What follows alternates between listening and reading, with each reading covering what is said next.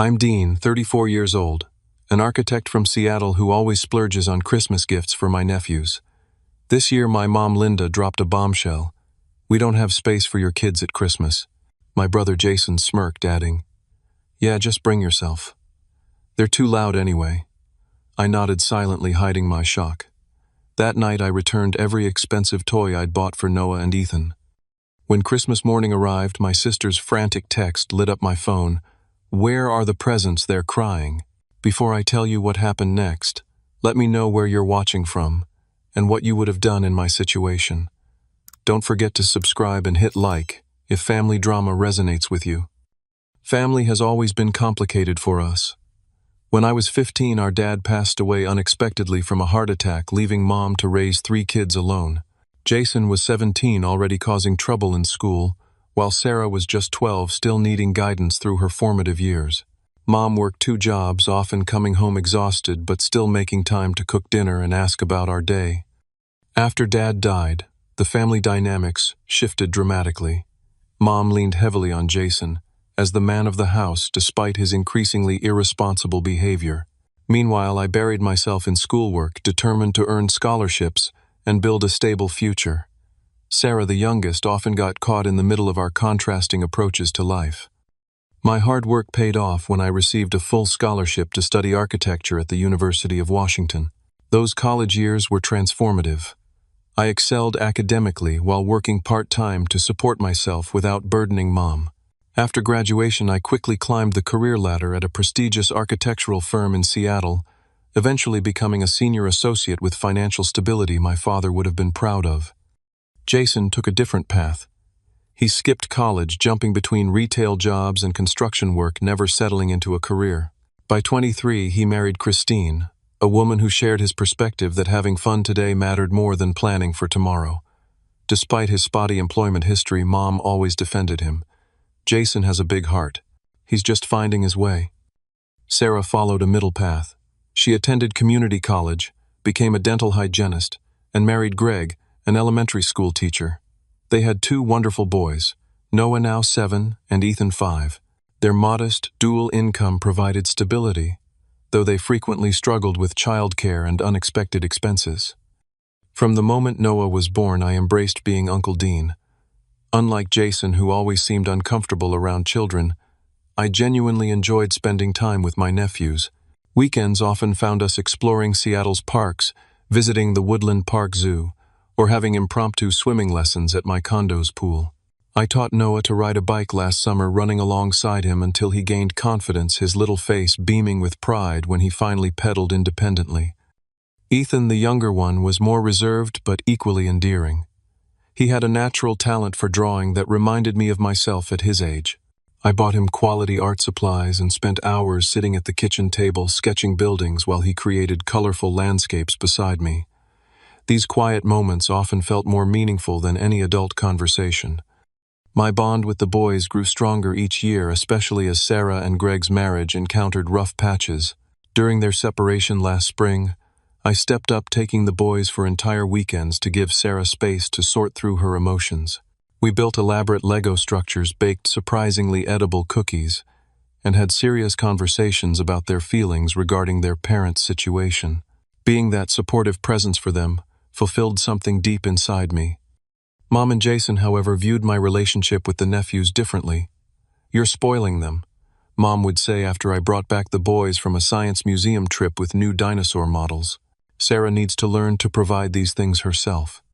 Jason was more directly antagonistic.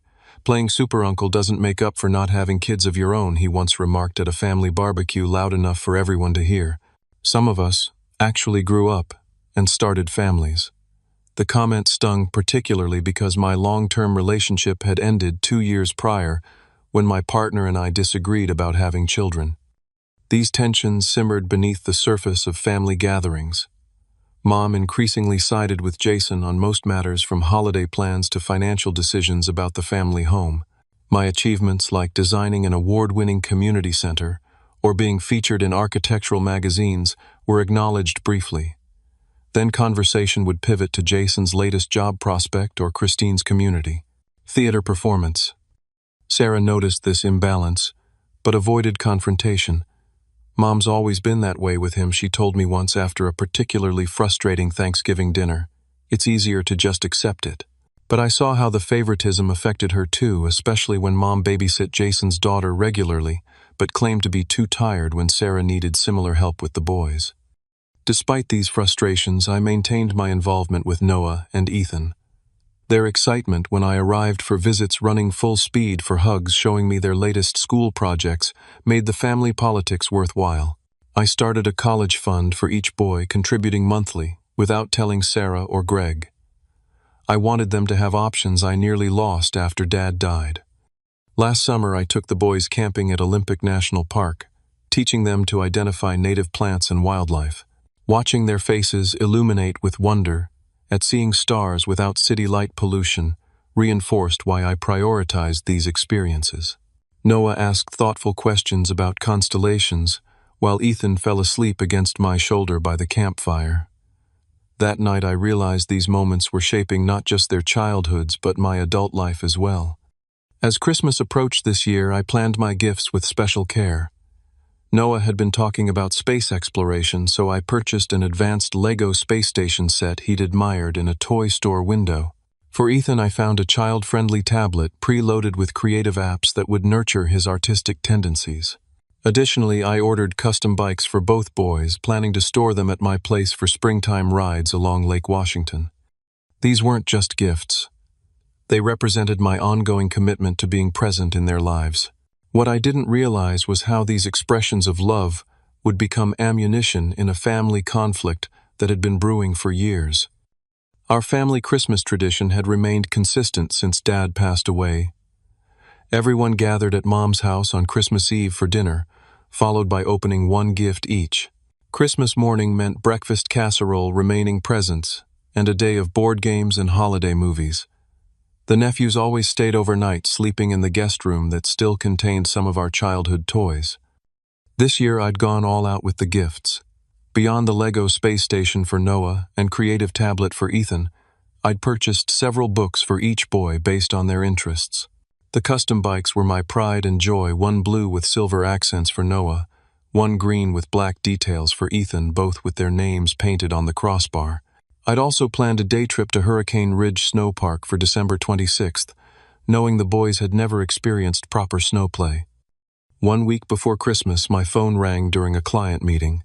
Seeing Mom's name, I excused myself and stepped into the hallway. "Dean, honey, we need to discuss Christmas arrangements." Mom began, her tone already making me uneasy. "What's up? I've got everything ready." "Do you need me to bring extra chairs again?" I asked, recalling last year when Jason invited friends without warning. "Actually, we're doing things differently this year," she paused. "We don't have space for your kids at Christmas."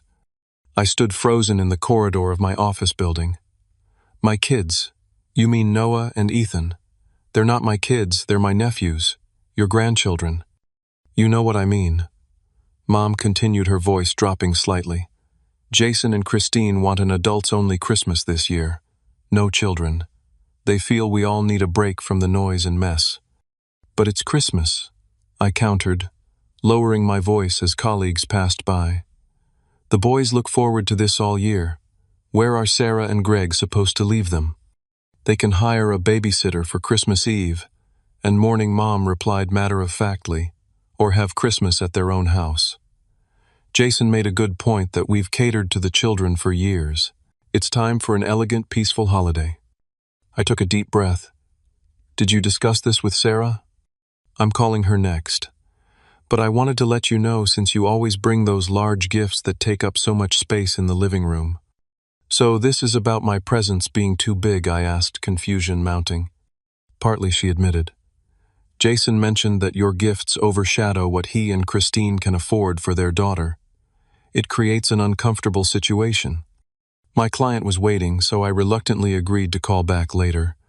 Throughout the afternoon meeting, I couldn't focus my mind replaying Mom's words. That evening, I tried calling Sarah but got her voicemail.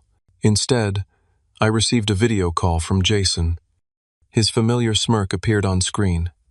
"So Mom told you about Christmas?" "Yeah, she did. I don't understand why suddenly the kids aren't welcome for a family holiday." Jason leaned back in his chair looking satisfied. Yeah, just bring yourself. They're too loud anyway. Christine and I want to enjoy a sophisticated Christmas for once. Adults enjoying adult conversation. Good wine. No sticky fingers on the furniture. What about Mackenzie? I asked, referring to his 8-year-old daughter. She's staying with Christine's parents. They have a big family gathering with cousins her age. Much more fun for her. The subtext was clear: his child deserved a fun Christmas with family, while Sarah's children didn't. Christine appeared in the background, waving casually. We're thinking elegant this year. Black tie optional. I'm making a 5-course dinner. I maintained composure despite my rising anger. Have you considered how this affects Sarah and the boys? They don't have other family to visit. Jason shrugged. Not my problem. They should have planned better. After ending the call, I sat in my dark apartment, piecing together what was happening. This wasn't about space or sophisticated holidays. Jason had always resented my relationship with Noah and Ethan, the way they ran to me first at family gatherings, how they proudly showed me their report cards and drawings. My success in my career contrasted sharply with his employment struggles, and my generosity toward the nephews highlighted this disparity further. I recalled previous incidents: Jason accidentally breaking Noah's birthday gift from me last year, claiming my Thanksgiving pumpkin pie made him sick, scheduling competing events when I planned outings with the boys. This Christmas exclusion was merely the latest in his campaign to minimize my role in the family. Mom's complicity hurt even more. She'd always enabled Jason's behavior, but actively participating in excluding her own grandchildren from Christmas crossed a line I hadn't anticipated. The favoritism had evolved into something uglier, a willingness to hurt innocent children to appease her favorite son. I paced my apartment, debating my options. Confronting them directly would likely backfire, causing more drama that would ultimately affect the boys. Sarah was already walking a tightrope, dependent on Mom for occasional childcare and emergency financial help. I couldn't put her in the middle of this conflict. That night I barely slept, replaying years of small slights and power plays. By morning, a simmering anger had replaced my initial shock. This wasn't just about Christmas, it was about years of manipulation and a fundamental lack of respect, not just for me, but for Sarah and her children. Something needed to change, and I realized I might be the only one positioned to force that change. The morning after Jason's call, I sat at my kitchen counter with coffee, making a decision that would alter our family dynamics permanently. I'd spent years trying to maintain peace, overlooking slights and double standards for the sake of family harmony. That approach had only emboldened Jason and reinforced Mom's favoritism. The exclusion of Noah and Ethan from Christmas wasn't just another minor slight, it was a clear message about who truly mattered in our family hierarchy. I called Sarah, determined to hear her perspective before taking action. She answered on the 4th ring, sounding harried with children's voices in the background. Hey Dean, can I call you back? I'm getting the boys ready for school. It's about Christmas, I said, knowing this would get her attention. Did Mom call you yesterday? The background noise suddenly diminished. Yes, she said quietly. She told me about the adults-only Christmas. I'm still processing it. What did you tell her? Sarah sighed heavily. What could I say? I told her we'd figure something out. Greg's parents are visiting his sister in Florida, so we can't go there. I guess we'll just have Christmas at home, the 4 of us. Did you ask why they were excluding the boys? I pressed. Mom said something about Jason and Christine wanting a sophisticated holiday experience this year. Her voice cracked slightly.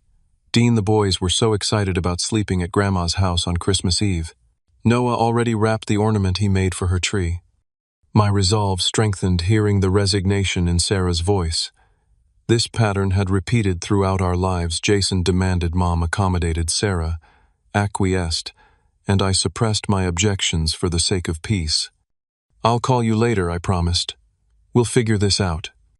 After hanging up, I made 3 decisive moves. First, I contacted the toy store and returned the Lego space station and tablet, explaining I no longer needed them. Second, I called the bike shop and canceled the custom orders, forfeiting the deposits.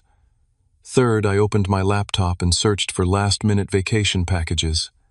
Within an hour, I'd booked a 7-day stay at an all-inclusive resort in Cancun, departing early Christmas morning. The irony wasn't lost on me for years.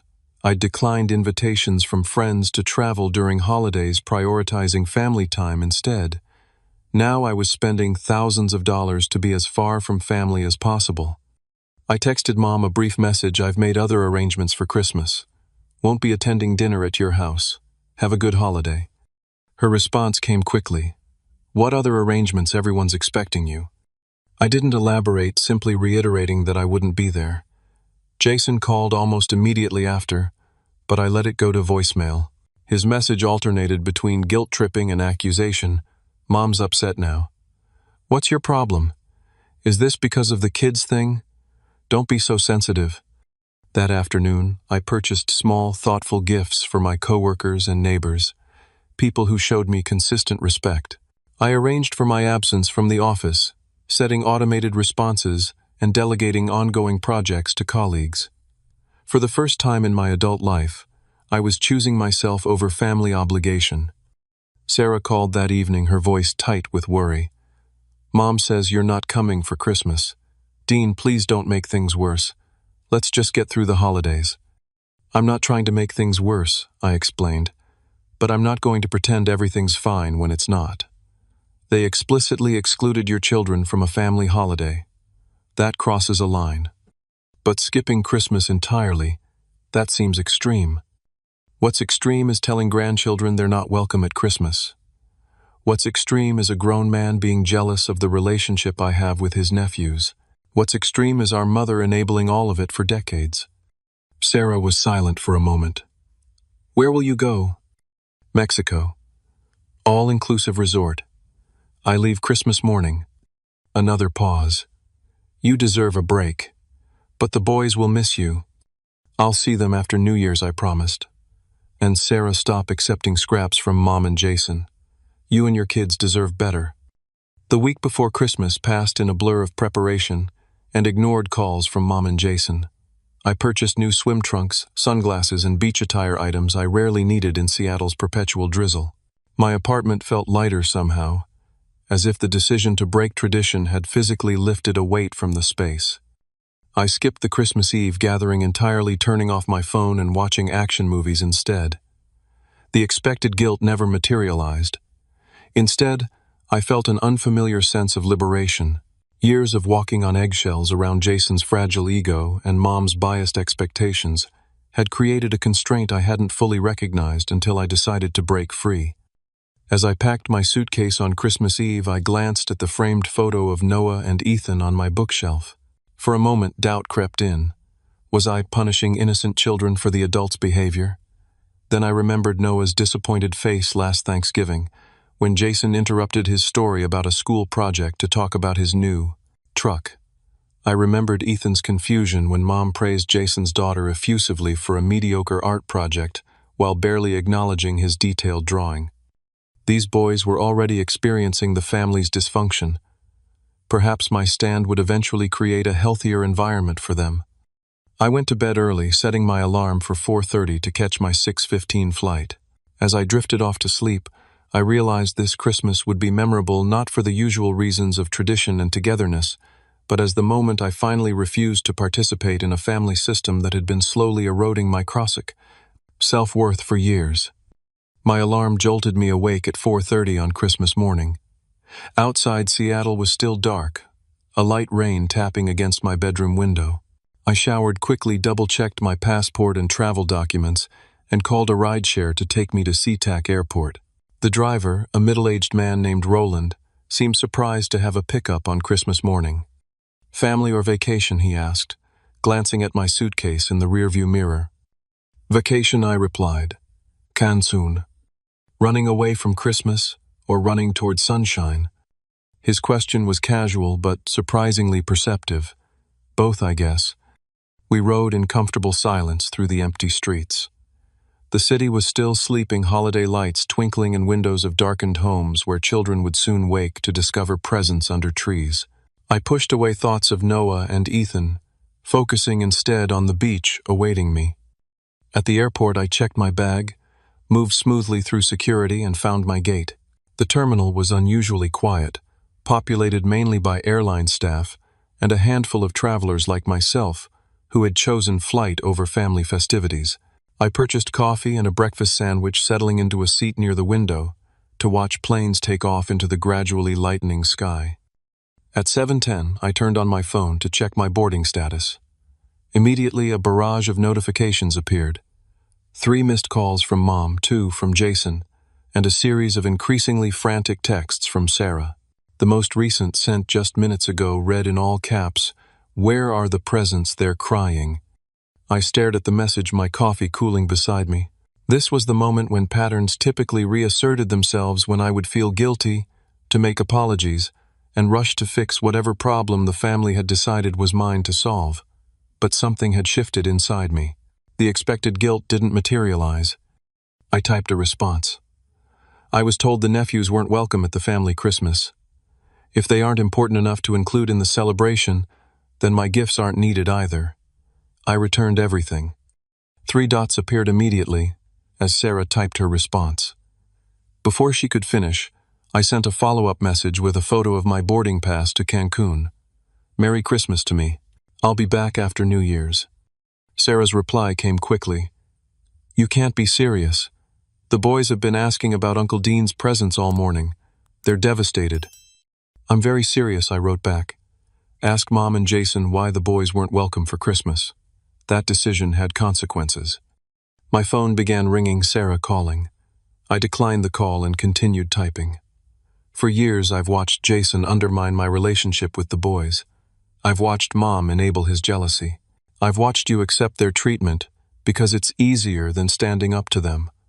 I'm done pretending this is normal or healthy. Sarah's response was defensive. "This isn't fair to Noah and Ethan. They didn't do anything wrong." "No, they didn't," I agreed. "Neither did I. Yet here we are. The adults who excluded innocent children from Christmas are the ones who created this situation, not me." As we texted, my phone began vibrating with incoming calls from Mom. I ignored them, knowing exactly what she would say, how I was being selfish, how I was ruining Christmas, how I needed to think about family first. The irony of her likely lecture wasn't lost on me. Finally, I sent Sarah one last message. "I love those boys. You know that. But I can't keep participating in a family system that treats them as second-class grandchildren and me as an ATM with gift-giving privileges. Things need to change." I silenced my phone as the gate agent announced pre-boarding. Walking toward the jet bridge, I felt a complex mixture of emotions: regret about disappointing the nephews, anger at my mother and brother, and underneath it all, a surprising sense of empowerment. For the first time in memory, I was choosing my own well-being over the dysfunctional expectations of my family.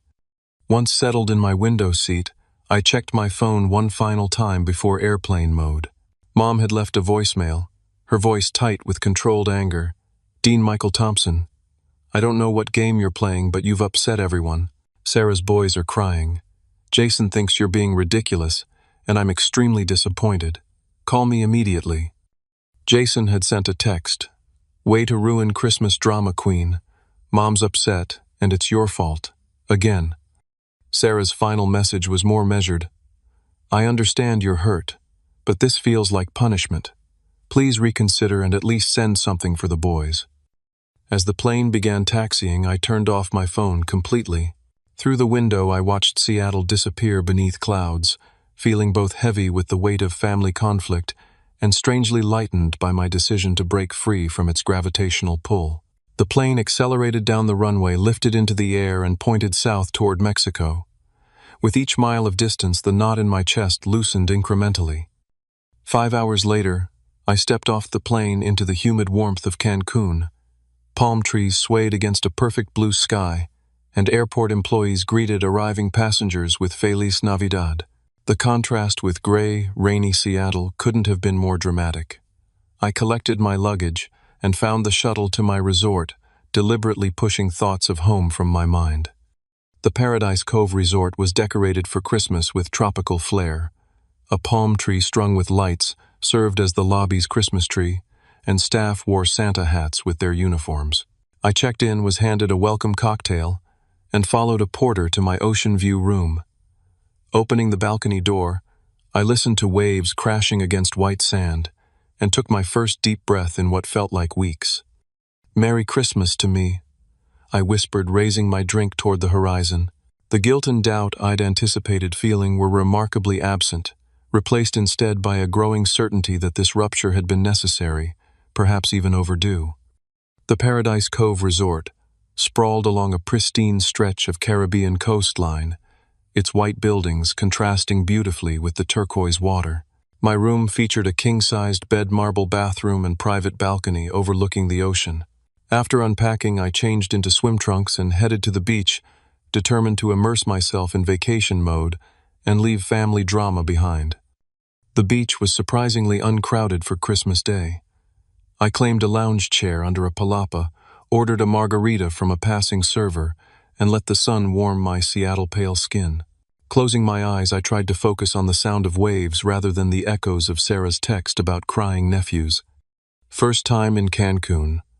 I opened my eyes to find a man about my age in the adjacent chair raising his glass in friendly greeting. "That obvious?" I asked.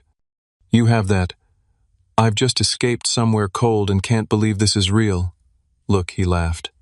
"I'm Michael, by the way. Chicago. Dean. Seattle. Let me guess, avoiding family Christmas." I raised an eyebrow. "How did you know?" "Because that's why half the people are here. The resort calls this their Family Freedom Package. Didn't you notice most guests are solo travelers or couples without kids?" Looking around, I realized he was right. The beach held mainly adults, none with children in tow. "Christmas refugee myself," Michael continued. "Third year running. My family does this passive-aggressive gift exchange thing where everyone secretly judges each other's presents. Decided life's too short, started coming here instead." As we talked, I learned Michael was a divorced pharmaceutical sales rep who had gradually reduced his family obligations after years of feeling like an outsider. "My brother married the perfect woman who makes perfect Christmas cookies and has perfect children who play perfect piano recitals at perfect holiday gatherings," he explained. I got tired of being the imperfect comparison.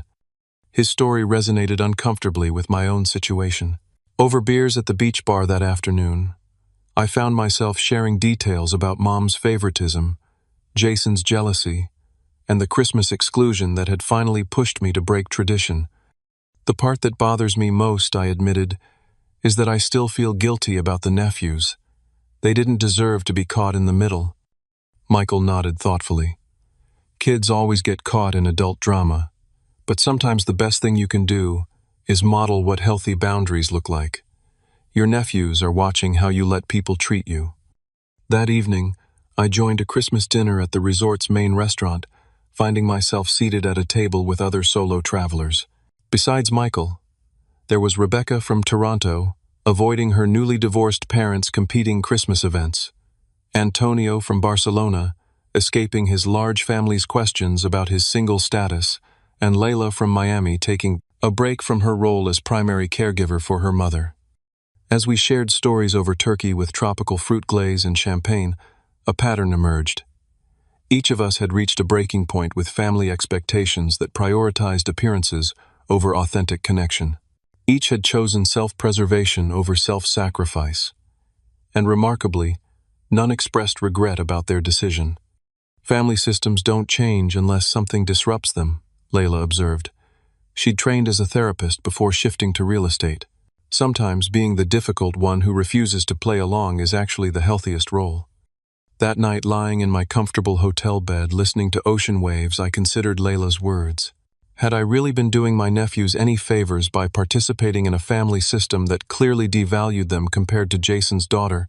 Was my annual overcompensation with extravagant gifts actually reinforcing the very dynamic I resented? The next morning, I joined a snorkeling excursion to a nearby reef. Floating above vibrant coral formations, watching tropical fish dart through crystalline water, I experienced a moment of perfect clarity. My relationship with Noah and Ethan didn't need to be defined by Christmas presents or family gatherings. I could build something more meaningful with them outside the toxic dynamics that had characterized our family for years. On my third day in Mexico, I finally checked my phone. Numerous missed calls and texts awaited, but one caught my attention, a video message from Sarah. With trepidation, I pressed play. The video showed Noah and Ethan sitting on their living room couch, both with puffy eyes, suggesting recent tears. "Say hi to Uncle Dean," Sarah's voice instructed from behind the camera. "Hi, Uncle Dean," they mumbled in unison, clearly coached. "We miss you," Noah added, looking directly at the camera. "Mom said you went to Mexico instead of Christmas." "Did we do something wrong, Ethan?" asked his small voice, breaking my heart. The video ended there. I sat on my balcony watching it repeatedly, tears forming despite the bright sunshine. They thought they had done something wrong, exactly what I'd hoped to avoid. I called Sarah, immediately relieved when she answered. "That video was low, Sarah," I said without preamble. "I didn't make it to manipulate you," she defended. "They genuinely wanted to know why you weren't there and why there weren't any presents from you. What was I supposed to tell them? The truth would be a start. That their grandmother and uncle decided children weren't welcome at Christmas this year." Sarah sighed heavily. "I couldn't tell them that. They already feel like Grandma prefers Mackenzie." "Because she does," I stated flatly. "And by protecting Mom and Jason from the consequences of their actions, you're teaching the boys to accept being treated as less important." There was a long pause before Sarah spoke again, her voice quieter. "Maybe you're right. I just don't know how to stand up to Mom without making everything worse." That's exactly what they count on, Sarah.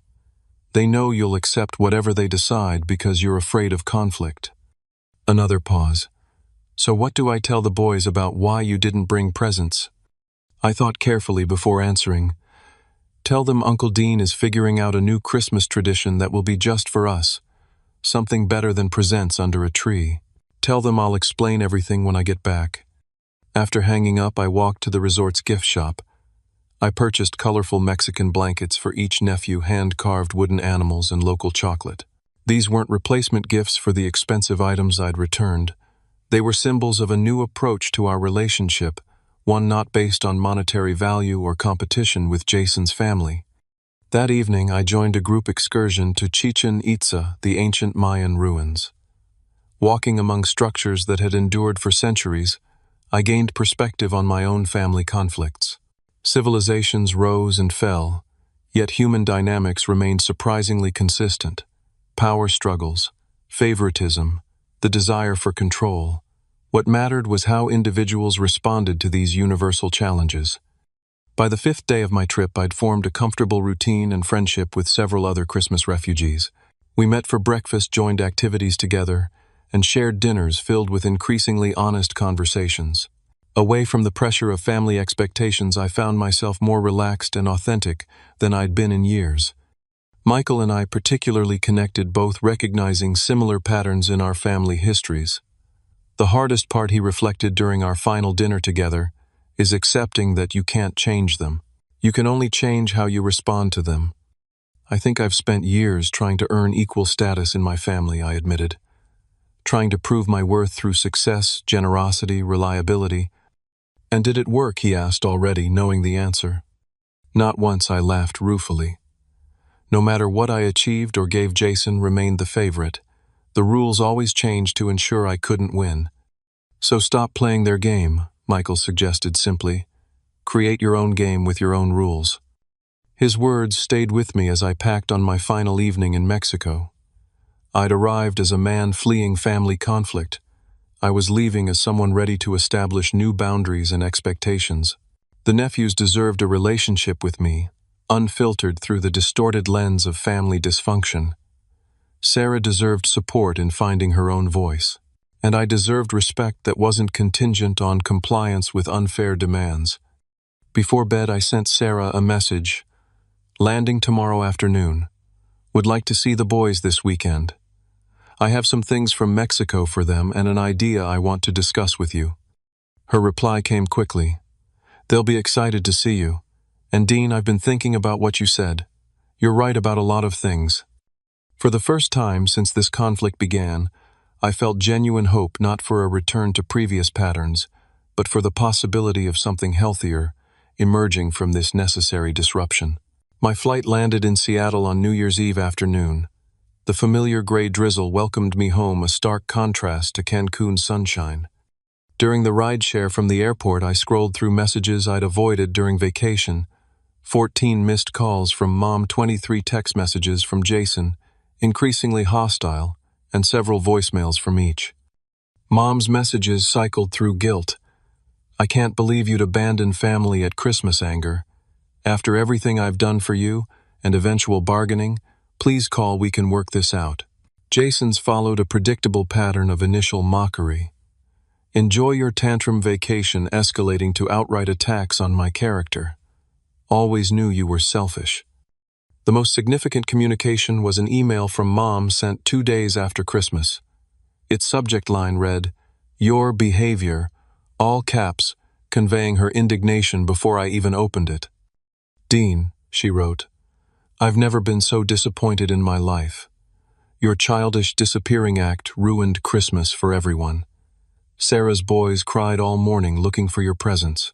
Jason and Christine felt terrible watching them upset. I spent the day trying to explain your absence. Instead of enjoying the holiday I worked so hard to prepare. If you had concerns about our adults-only Christmas, you should have discussed them maturely, instead of this dramatic overreaction. We could have found a compromise. Instead, you chose to hurt innocent children to make your point. I expect you to apologize to everyone, especially Noah and Ethan. They deserve an explanation and replacement gifts for what you cruelly withheld. This isn't the son I raised. Call me when you're ready to make amends." I closed the email without responding, struck by how thoroughly she had reframed the situation. In her version, I was the villain who hurt children, not the adults who had explicitly excluded them from a family holiday. The cognitive dissonance was remarkable. After unpacking and sorting through mail, I texted Sarah back from Mexico. "Can I come see the boys tomorrow?" She responded quickly, "Yes, come for lunch. They're excited to see you." The next day I arrived at Sarah and Greg's modest craftsman home, carrying a bright gift bag with the Mexican presents. Noah spotted me through the window and raced outside, Ethan following close behind. Their enthusiastic hugs melted away any remaining doubt about my decision to establish new boundaries with Mom and Jason. "Did you swim with sharks in Mexico?" Noah asked, eyes wide. "Not sharks, but I saw sea turtles while snorkeling," I told him, following them inside. Sarah greeted me with a tentative hug. "You look good. Tan suits you." Over lunch, I kept conversation light, asking about their Christmas morning and school break activities. After the boys finished eating, I presented the gift bag. "I brought you something from Mexico." They eagerly explored the contents, exclaiming over the colorful blankets, wooden animals, and chocolate. These simple gifts, a fraction of what I'd originally planned, delighted them as much as any expensive toy would have. "Can we have the blankets in our room?" Ethan asked Sarah. Of course, she nodded, giving me a meaningful look over their heads. When the boys retreated to their room to find perfect spots for their wooden animals, Sarah and I moved to the living room for an overdue conversation. "Mom's furious," she began. "She's convinced you did this specifically to hurt her." "That's her interpretation," I replied calmly. "I made a decision to remove myself from a toxic situation." Sarah twisted her wedding ring nervously. "Christmas Day was awful. The boys kept asking where Uncle Dean was and why you didn't bring presents. Mom blamed you entirely, told them you were being selfish. Jason made snide comments all day." "I'm sorry the boys were caught in the middle," I said sincerely. "But I'm not sorry for finally drawing a line." Sarah nodded slowly. "I've been thinking about what you said, about how I never stand up to Mom or Jason because I'm afraid of conflict. You're right." She lowered her voice. "Greg's been saying the same thing for years. It's a pattern we all fell into after Dad died," I acknowledged. "Mom leaned on Jason, favored him despite his behavior. I tried to earn equal status through achievement.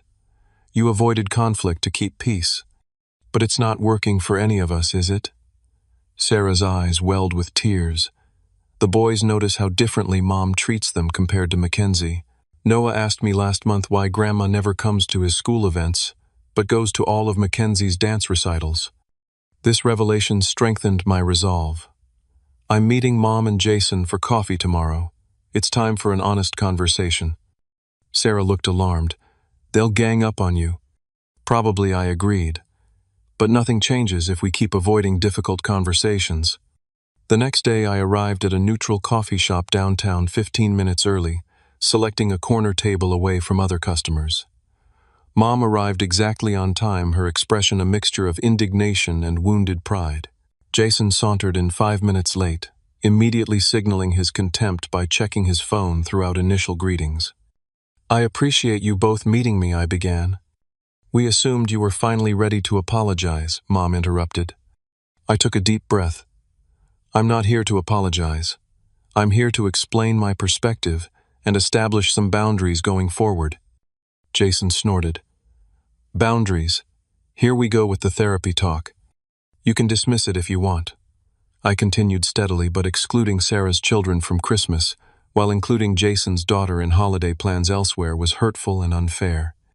"That's completely different," Mom protested. "Mackenzie went to Christine's family. We wanted one elegant adult Christmas. An adult Christmas that coincidentally excluded the only grandchildren who prefer spending time with me," I pointed out. After years of Jason making disparaging remarks about my relationship with Noah and Ethan. "Oh, please," Jason rolled his eyes. "Not everything is about you, Dean." "You're right. This is about two little boys who were told they weren't welcome at their grandmother's house for Christmas. It's about years of Mom favoring you, regardless of your behavior, while holding Sarah and me to different standards." Mom's face flushed. "That is absolutely untrue. I've always treated all my children equally." "Really?" I challenged gently. "When Jason lost 3 jobs in 2 years, you called it bad luck and loaned him money. When Sarah needed help with childcare during her nursing certification, you were too tired. When I designed an award-winning building, you changed the subject to Jason's new truck. You're just jealous because I have a family and you don't," Jason sneered. "I have a family," I corrected him, "one that now includes firm boundaries. I won't participate in events where Sarah's children are explicitly unwelcome. I won't pretend Mom's favoritism is normal or acceptable. And I won't allow either of you to undermine my relationship with my nephews." Mom's expression hardened. "So you're giving us ultimatums now? I'm telling you what I need to maintain a healthy relationship with you both. What you do with that information is your choice. And if we don't meet your demands," Jason challenged, "then I'll continue building relationships with Sarah and the boys independently and limit my interaction with you to necessary family functions." Mom's eyes filled with tears. Whether genuine or strategic was unclear. "After everything I've done for you, this is how you repay me, by threatening to abandon me in my senior years." "I'm not abandoning anyone," I said firmly. "I'm asking to be treated with respect and for my nephews to be treated fairly. That's not an unreasonable request." The conversation continued in circles, Mom alternating between defensiveness and victimhood, Jason between aggression and dismissal. I maintained calm, repeating my position without escalation. Eventually, Mom dabbed her eyes with a napkin. "I suppose I might have shown Jason special consideration sometimes," she conceded reluctantly. "He needed more support after your father died." It wasn't a full acknowledgement, but it was more than she'd ever admitted before. "And the Christmas decision," I pressed. She sighed. "Perhaps excluding the boys wasn't the best approach. We could have found an alternative solution." Jason remained unapologetic, but I hadn't expected contrition from him. As we prepared to leave, I made one final statement. "I love you both. That hasn't changed.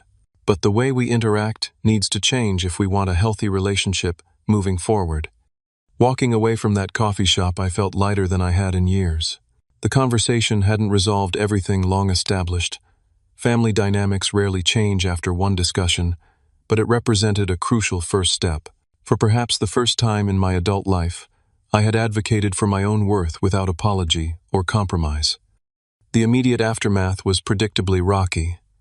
Mom called the next day, veering between tentative acknowledgement of my points and renewed attempts at guilt. Jason sent a text accusing me of turning Mom against him. But beneath the defensive reactions, something fundamental had shifted. The unspoken rules governing our family system had been named and challenged, making it impossible to simply revert to previous patterns. Sarah called that evening, eager for details. "Mom left me a strange voicemail," she reported. "She asked if the boys would like to come for a special belated Christmas this weekend, Said she has presents for them. That's a start, I observed. Will you go? Yes, but with conditions.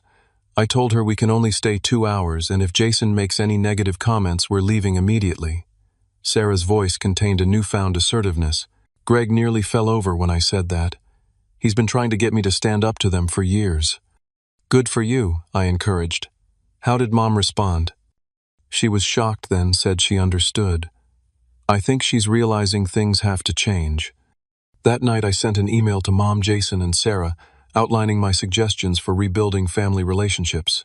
I proposed monthly family dinners with all children included equal time and attention for all grandchildren and a commitment to respectful communication. Whether they would embrace these suggestions remained uncertain, but articulating them represented another step toward healthier dynamics. As January progressed, small changes emerged. Mom called Noah on his half-birthday, something she'd never done before.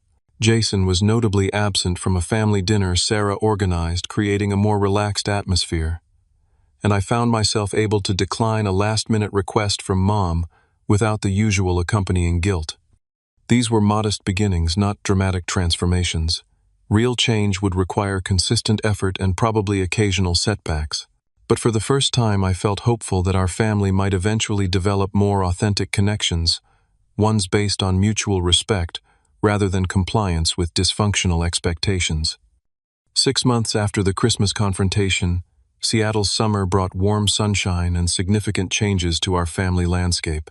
The most tangible change was my new home, a craftsman-style house with 3 bedrooms in a family-friendly neighborhood. Unlike my sleek downtown condo, this place featured a backyard with a fire pit, a tree suitable for a future treehouse, and most importantly, dedicated rooms for Noah and Ethan to stay overnight. The house represented my commitment to creating space for what truly mattered. I'd furnished the boys' room with twin beds, desks for homework, and shelves for their growing interests: astronomy. For Noah, art supplies; for Ethan. Their excitement when they first saw the space confirmed I'd made the right decision. "We really get our own room at your house?" Noah had asked, eyes wide with disbelief. "Absolutely," I'd assured him. "This is your space whenever you want to stay over." Our uncle weekends had become a regular fixture, occurring every 3rd weekend without fail. We established traditions: Friday night pizza and board games, Saturday morning pancakes, afternoon adventures around Seattle, and Sunday morning nature walks before I returned them home. These consistent quality interactions proved more meaningful than any expensive gift I could have purchased. Sarah had undergone perhaps the most remarkable transformation. After our Christmas standoff, she'd found her voice in unexpected ways.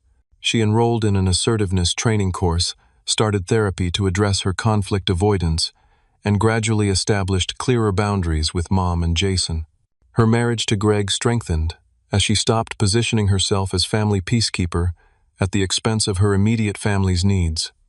I never realized how much energy I spent worrying about Mom's reactions, she confided during a backyard barbecue at my new house.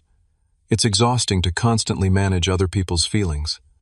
Mom's evolution proved more complicated.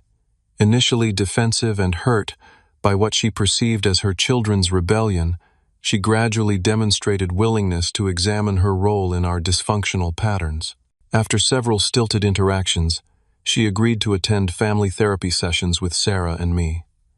Jason refused to participate, but even without him, these conversations facilitated important breakthroughs. During our 3rd session, Mom tearfully acknowledged her favoritism toward Jason. "After your father died, Jason reminded me so much of him, the same impulsive decisions, the same charm. I think I was trying to save your father by saving Jason from consequences."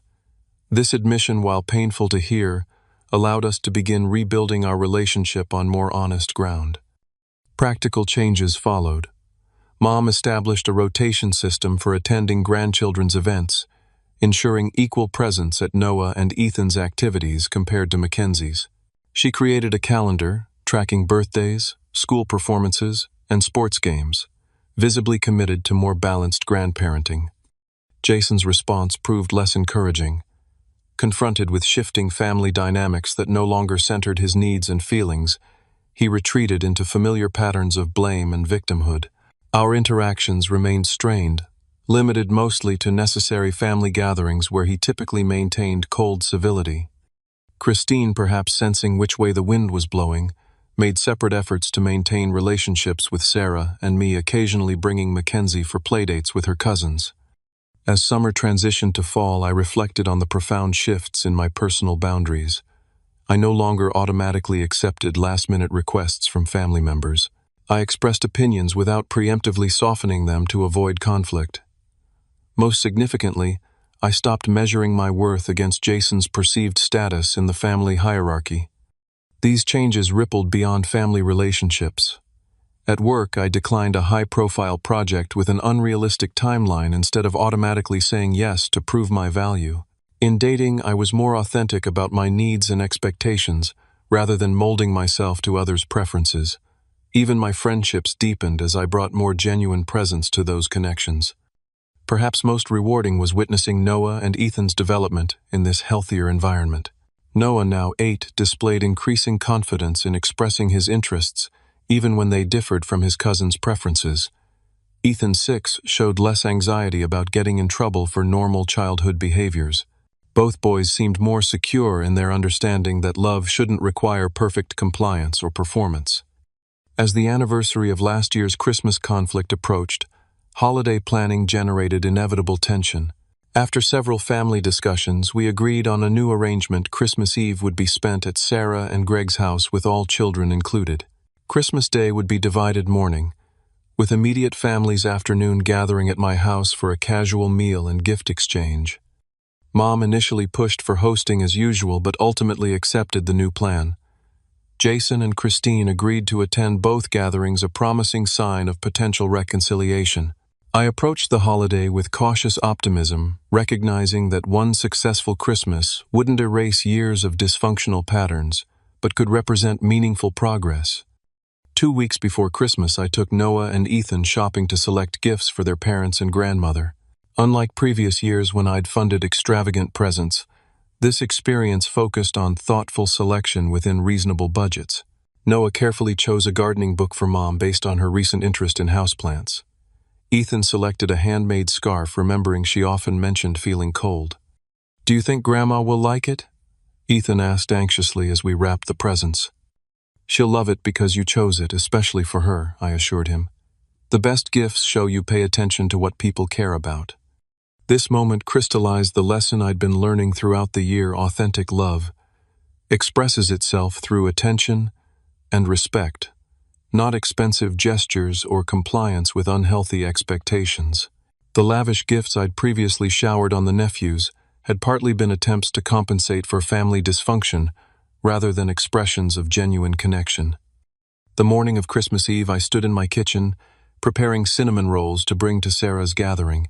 Sunlight streamed through windows, illuminating the home I'd created, not just a physical space, but an environment of authenticity and healthy boundaries. My phone chimed with a text from Sarah.